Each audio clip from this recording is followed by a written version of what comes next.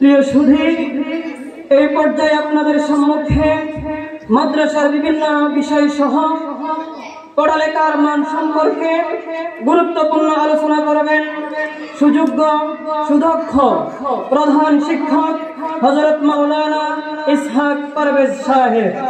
হযরত মাওলানা ইসহাক পারভেজ সাহেব হুজুরকে ওনার মূল্যবান বক্তব্য পেশ করার জন্য বিনীতভাবে অনুরোধ করছি। السلام عليكم ورحمة الله وبركاته. إن الحمد لله نحمده ونصلي على رسوله الكريم. أما بعد، أعوذ بالله من الشيطان الرجيم. بسم الله الرحمن الرحيم. اقرأ باسم ربك الذي خلق. صدق الله العظيم. আজকে আমরা এখানে বসা অভিভাবক নিয়ে তাদের মত বিনিময়, আপনাদের থেকে কিছু জানা আমাদের মাদ্রাসা সম্পর্কে, আর আমরা কিছু আপনাদেরকে তথ্য দেওয়া, এই দুইটি কারণে তা আমরা আলহামদুলিল্লাহ এই মাদ্রাসা সম্পর্কে আরো বিজ্ঞ আলেমেরা আছে, কিছু জানাইবেন। তা আল্লাহ পাক কোরআনের মধ্যে বলছেন,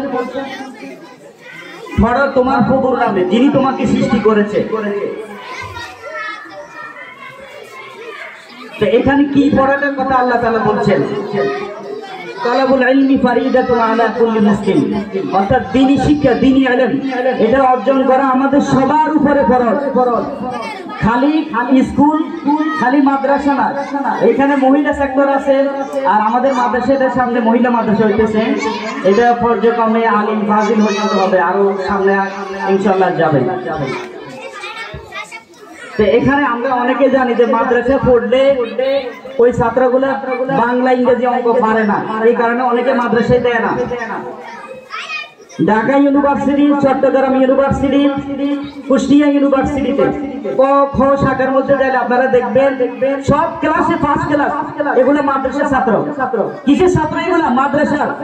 কিন্তু আমরা মাদ্রাসা থেকে ছাত্র দিই না, এখানে বাংলা ইংরেজি পড়া হয় না। আপনারা জানেন এখানে অনেক শিক্ষক আছে, তারা ইংলিশে মাস্টার্স অনেকে করতেছে, এরকম শিক্ষক আছে এখানে। আমরা খালি এটাই জানি মাদ্রাসায় খালি পড়া, আপনার ইমামতি করা, কবর জিয়ারত করা, এতটুকু। আর মানুষের বাড়িতে দাওয়াত খাওয়া না, এরকম না। আমাদের অনেক দাওয়াত আছে এলাকা থেকে, আমি অনেক দাওয়াত নিও না, সময় নেই। মাদ্রাসায় এই কারণে মানুষ পড়ায়। আর মাদ্রাসা আমার এক আপন বাগিনে আছে, আপন বাগিনে, সে আগে মাদ্রাসা তাহলে মাদ্রাসা পড়লে কি বড় সরকারি সেক্টরে যাওয়া যায় না? আরে বর্তমানে এখন বড় বড় বিভাগে, প্রশাসন বিভাগে সব মাদ্রাসা ছাত্র হিসাব করবে। আপনারা তাদের পূর্বের খবর নিয়ে দেখেন।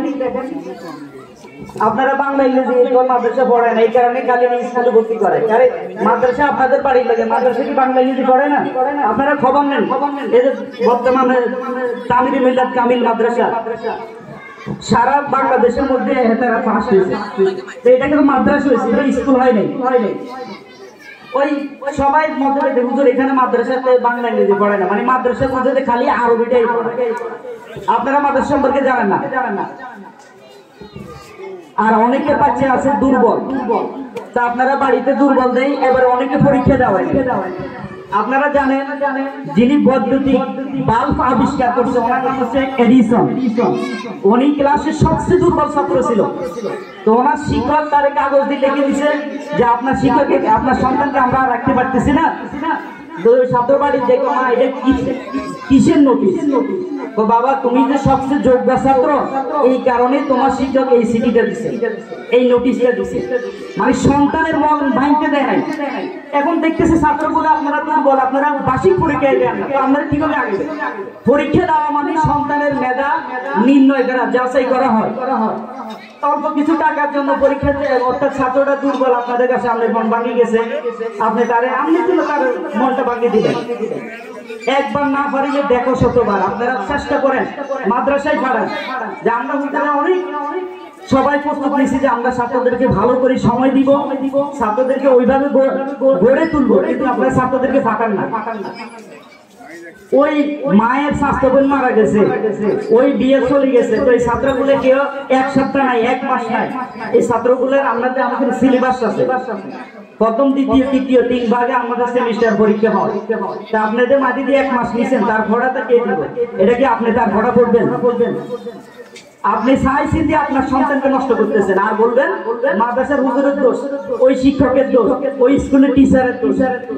আপনারা সচেতন হন, প্রতিদিন আপনার সন্তান মাদ্রাসায় আসছে, আজকে কি করছে, কতটুকু পড়া দিছে, ডায়েরির লেখা দেখবেন, দেখি আমাদেরকে অবহিত করবেন যে হুজুর এই তো আজকে পড়া পারে নাই, আমাদেরকে অবহিত করবেন, জানাবেন যে হুজুর গান দিবেন বাড়িতে। আমাদের এখানে 3 ঘন্টা 4 ঘন্টা থাকে 24 ঘন্টার মধ্যে ছাত্রগুলো, বাকি 20 ঘন্টা আপনার বাড়িতে থাকে। কিন্তু আপনি এখনো দেখা যায় যে সারা 20 ঘন্টার মধ্যে 1 ঘন্টাও বাড়িতে পড়ান না, এই ছেলেগুলো আসে যাওয়ার মতে ভুলে যায়। তা আলহামদুলিল্লাহ আমাদের এখানে যারা আপনারা দুর্বল গুলাই দেন, আলহামদুলিল্লাহ আল্লাহ এগুলারে জবি সবচেয়ে জ্ঞানী হিসাবে তৈরি করে। আমি দেখছি গত বছর একটা ছাত্র নার্সারিতে আরবি 29 হরফকে 8 ভাগে তার কি আছে, 8টা ভাগ আছে। একটা বাচ্চা দেখছি যে হরফটা লিখতে যায় পরীক্ষার কাগজে ভুল হয়েছে, আমি দেখতেছি এতে ভুলটারে কাটি, ওই হরফটা একটা কাগজের মধ্যে লিখছে, লেখি সেফটি এভাবে লাগাই দিই, মানে এই গাতিটা ফুরাইছে। আমি চিন্তা করলাম তার এই বয়সেই গেলে মানে হরফটা ভুল হয়ে গেছে, ভুলের কারণে কাশছে চলছে, আর কলমের লেখা তো কাগজটা ছিদ্র হয়ে গেছে, এই হরফটা আরেকটা কাগজে লিখে সেম ওই জায়গাটি সেফটি লাগাই দিচ্ছে। আমি এই চিন্তা করলাম এই ছোট বাচ্চা এদের মাথায় এই ট্যালেন্ট, তো ইনশাআল্লাহ এরকম ছাত্র আমাদের থেকে তৈরি হয়, এরা আগামী দিনে সারা দেশটা হবে ইনশাআল্লাহ। আপনারা এই দোয়া করবেন, মাদ্রাসার জন্য দোয়া করবেন, আর আমাদের জন্য বেশি দোয়া করবেন যেন মাদ্রাসা যেন আরো সামনে এগিয়ে যায়। আর এই বছর মাদ্রাসা ছাত্ররা 2টা পুরস্কার নিয়ে আসছে, আরো একটা আসবে, একটা স্বামীর খেলে আর নাঙ্গিদের থেকে 2টা আসবে ইনশাআল্লাহ। দেন আপনারা ছাত্রদেরকে দিবেন, রীতিমতো ফাড়াইবেন। আমরা আগামীতে আশা করতেছি 4-5টা পুরস্কার বাইরে থেকে নিয়ে আসবো, বাইরে থেকে 4-5টা। আর মাদ্রাসা ছাত্ররা এই বছর অনেকে পুরস্কার পাইব, তাদের এখানে আছে, এখানে সম্মানিত অভিভাবকগণ আছেন আর বিচারক মন্ডলী আছেন, তারা হাতে উঠে দিব। আজ আমি এখানে বলে সমাপ্তি করতেছি। আসসালামু আলাইকুম। হ্যাঁ, এখানে কেউ যদি নতুন ছাত্র ভর্তি করেন, আমাদের ক্লাস নার্সারি থেকে 5ম শ্রেণী পর্যন্ত ভর্তি চলতেছে, এবং প্রত্যেক ক্লাসে আমাদের ক্লাস বাড়ানো হয়েছে, সামনে আরো বাড়ানো হবে। তো কারো 3 আছে 4 আছে, আপনাদের বাচ্চাগুলো আমি ভর্তি করে দিবেন। আমাদের পড়াশোনা আগের থেকে ইনশাআল্লাহ আরো ভালো হবে। এই বলে আমার বক্তব্য এখানে শেষ করছি। আসসালামু আলাইকুম ওয়া রাহমাতুল্লাহি ওয়া বারাকাতুহু।